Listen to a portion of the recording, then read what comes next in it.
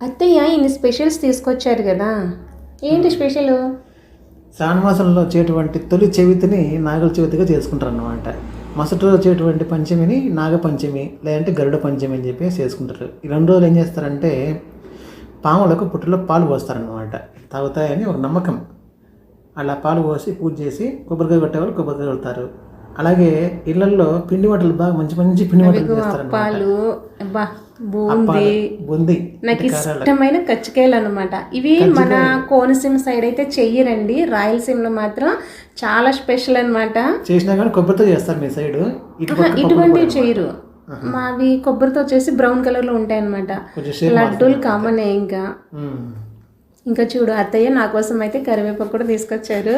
So ఇంత ప్రేమగా చూసుకునే అత్తయ్యని చూపించుకుంటే ఎట్లా? అదిగోండి, తనే మా అత్తయ్య అనమాట.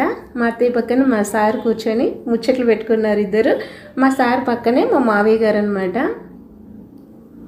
అందరికీ కూడా చవితి అలాగే పంచమి శుభాకాంక్షలు. నా తరపున, మా ఫ్యామిలీ తరపున అందరికీ నాగపంచమి శుభాకాంక్షలు. ఇంత టేస్టీగా ఉండి కజ్జికాయ నోట్లోకి వెళ్ళకపోతే నాలుగు ఊరుకుంటుందో చెప్పండి. వన్స్ అగైన్ అందరికీ హ్యాపీ పంచమి.